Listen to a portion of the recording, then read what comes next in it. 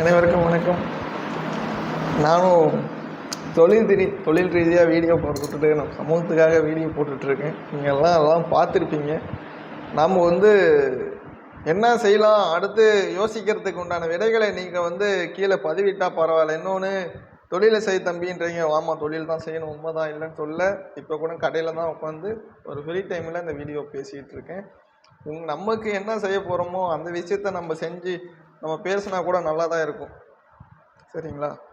நாம் முடிஞ்ச அளவுக்கு என்ன செய்ய போகிறோம் அப்படின்ட்டு யோசிக்கலாம். முடிஞ்ச அளவுக்கு நீங்கள் வீடியோலாம் பார்த்துருப்பீங்க, என்னோடய வீடியோலாம் பார்த்துருப்பீங்க. அது ஏதோ தவறுகள் இருந்தாலும் மன்னிச்சிக்கிங்க. அதுக்கு உண்டான ஏதோ விஷயமோ இருந்தால் கீழே சொல்லுங்கள். சரிங்களா? நீங்கள் குறை சொல்லணும் அப்படின்ட்டு குறை சொல்லக்கூடாது. நீங்கள் எது வேணாலும் சொல்லிக்கிங்க, எனக்கு ஒன்றும் கவலை இல்லை. வேணும்னு விஷயத்தை ஏற்றுக்க போகிறேன், தேவையில்லாத விஷயத்த ஒதுங்கி போகிறேன். அதான் எனக்கு தெரிஞ்ச விஷயம். முடிஞ்ச அளவுக்கு அடுத்து என்ன செய்யலாம் அப்படின்ட்டு ஏதோ தெரிஞ்சால் உங்களுடைய கருத்துக்களை கீழே பதிவிடுங்கள். நீங்கள் வீடியோலாம் பார்த்துருப்பீங்க. கண்டிப்பாக நம்மளுடைய சமூகத்துக்கு நம் தொழில் ரீதியாக என்ன பண்ணலாம் அப்படின்ட்டு அடுத்த கட்டத்துக்கு போகலாம். நம்ம தொழில் 5 தொழில் இருக்குது. 5 தொழிலுக்கும் உண்டான பொருளாதாரம் வாய்ந்த வாய்ப்புக்கு நம்ம சமூகத்துக்கு உண்டான தொழில் என்னென்ன தொழிலெலாம் குறைவாக இருக்கோ நம்ம முன்னிருந்து செய்கிறதுக்கு தானே செய்யணும். இல்லை இப்போ எப்படின்னா ஒரு சில ஏரியாவில் ஒவ்வொரு தொழிலும் ஒவ்வொரு சில ஏரியாவில் அது பிரபலமாக இருக்குது. அது மாதிரி நம்ம திருச்செங்கோட்டில் இருக்கு வண்டி அங்கே அது ஃபேமஸாக இருக்குது. அப்புறம் பாடி கட்டுறாங்க, லாரி வண்டிக்கு பாடி கட்டிகிட்டு இருக்காங்க. கரூருக்கு டிரான்ஸ்போர்ட் இதெல்லாம் ஒவ்வொருத்தங்க அங்கே பண்ணிக்கிட்டு இருக்காங்கல்ல. அந்த மாதிரி நம்ம சமூகத்துக்குன்னு தனியாக இருக்குல்ல. அங்கே நகைத்தொழில் செய்கிற இடத்துல இருக்காங்க. விழுப்புரம் சைடு, கோயம்புத்தூர் இதெல்லாம் நகைத்தொழில் அதிகமாக செய்து கொண்டிருக்காங்க நம்ம சமூக மக்கள். அங்கே என்ன பிரச்சனை அப்படின்னு பார்த்தா ஒரு சில விஷயங்கள்லாம் வெளியே வராது.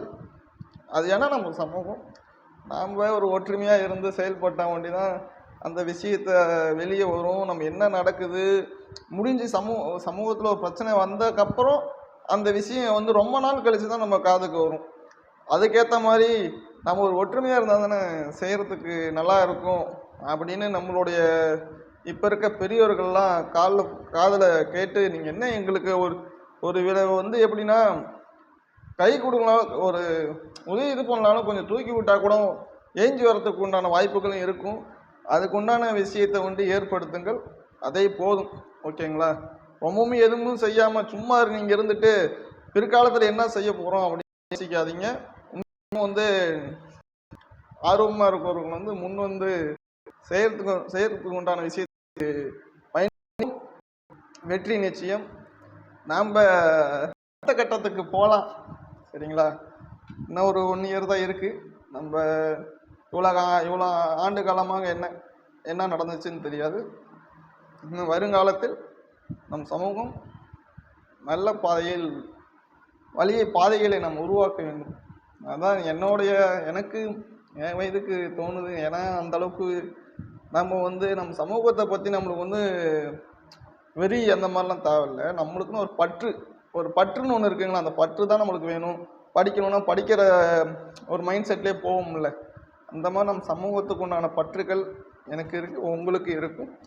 முடிஞ்சால் கீழே உங்களுக்கு தெரிஞ்ச விஷயத்தை கீழே பதிவிடுங்கள். நம்ம அடுத்த கட்டத்துக்கு என்ன பண்ணலாம் அப்படின்ட்டு போகலாம். ஒரு சில ஏரியாவில் நானும் போன இடத்துலலாம் இந்த மாதிரிலாம் செய்யணும் அப்படின்னு அவங்களே சொல்கிறாங்க. அதுக்குண்டான விஷயத்துக்கு நாம் முன் செய்கிறதுக்கு தயாராக இருந்தால் போதும். ஒவ்வொரு ஏரியாலையும் ஒரு 10 பேர் இருந்தால் போதாதுங்களா? இருக்கிற 200 எத்தனை தொகுதி இருக்குன்னு கூட டக்குன்னு ஞாபகம் கூட வரல. நம்ம தொகுதி வாரியாக சட்டமன்ற தொகுதி வாரியாக டக்குன்னு செய்யலாம்ல. எல்லா தொகுதியிலையும் நம்ம சமூக மக்கள் ஒரு 10,000 பேர் இருப்பாங்க. போதும். முடிஞ்ச அளவுக்கு அதே ஒரு 10 பேர் ஃபீல்டு ஒர்க் செஞ்சால் கூட முடிஞ்ச அளவுக்கு நம்ம எல்லா வேலையும் நம்ம செஞ்சு முடிச்சிடலாம். நம் சமூகத்துக்கு உண்டான கோரிக்கையை நிறைவேற்றணும்னா நம்ம ஒற்றுமையாக இருந்து இந்த மாதிரி எங்களுக்கு கோரிக்கை நிறைவேற்றி கொடுங்க அப்படின்னு நம்ம கேட்கலாம். எதுவுமே நம்ம இது பண்ணாமல் முடிஞ்ச அளவுக்கு தேர்தல் ஆணையத்தில் தேர்தல் இதில் நம்மளுக்கு நம் சமூகத்துக்கு செய்கிறேன்னு சொல்லியிருந்துருக்காங்க. முடிஞ்ச அளவுக்கு நம்ம வலியுறுத்தி இப்போ இருக்க டிஎம்கே திமுக கட்சியில் அவங்க தேர்தல் அறிக்கையில் சொல்லியிருந்திருப்பாங்க. அது ஏன்டா நினச்சிட்டு இருப்போம். உண்மையாலுமே அந்த விஷயத்தை கோரிக்கை நிறைவேற்றணும்னா நம்ம ஏதோ ஒரு விஷயத்தை இது பண்ணியிருக்கலாம். ஒரு சில விஷயம் நடக்காமல் போயிடுச்சு. நம்ம ஒற்றுமையாக இருந்தாலும் ஒன்றி தான் செயல்படுத்த முடியும். இன்னொன்று நம்ம சமூகத்துக்காக யார் ஆதரவு தருவார்களோ அவங்களுக்கு நம்ம ஆதரவு அளிப்போம் என்று நம் சமூகத்தோட கோரிக்கையாக நம்ம நிறைவேற்ற வேண்டும். அது போதும், நம்ம இவங்க வேணும் அவங்க வேணும் அப்படின்னு நம்ம யாரும் நினைக்கிறதாலும் நம்ம சமூகத்துக்கு யார் இது பண்ணுறாங்களோ அங்கே நம்ம பயணிப்போம். அந்த பயணித்து நம்ம அதுக்கு உண்டான விஷயத்தை செயல்படுத்துவோம் என்று இந்த நேரத்தில் சொல்லிக் கொள்கிறேன். ஏன்டா தம்பி நீ மட்டும் சொல்லிட்ட அப்படின்னு நினச்சி சொல்லிடாதீங்க. எனக்கு தெரிஞ்ச விஷயத்த நான் உங்களுக்கு சொல்லியிருக்கேன், சரிங்களா? நீ மட்டும் சொல்லிட்ட தம்பி அப்படின்றாதீங்க. இன்னொன்று, போன வீடியோவில் பதட்டமாக பேசுனேன் அப்படி இப்படின்ட்டு சொல்லியிருப்பீங்க. அந்த வீடியோவில் திரும்ப சொல்லியிருந்தேன். முடிஞ்ச அளவுக்கு நான் டக்குன்னு என்ன விஷயத்த சொல்லணுமோ அந்த விஷயத்த கண்டிப்பாக வீடியோவில் சொல்லுவேன். இன்னொன்று, செய்யணும்னு முன் வந்து செய்கிறவங்க உண்மையாலுமே வாங்க, நானும் உங்களுக்கு கூட இணைந்து செயல்பட ரெடியாக இருக்கேன். உங்க கூட பயணிக்க கண்டிப்பாக வருவேன். பாய். நன்றி சொந்தங்களே. இந்த வீடியோவை மறக்காமல் நம்ம சொந்தங்களுக்கு ஷேர் பண்ணுங்கள். கீழே உங்களுடைய கருத்துக்களை கீழே பதிவிடுங்கள். நன்றி.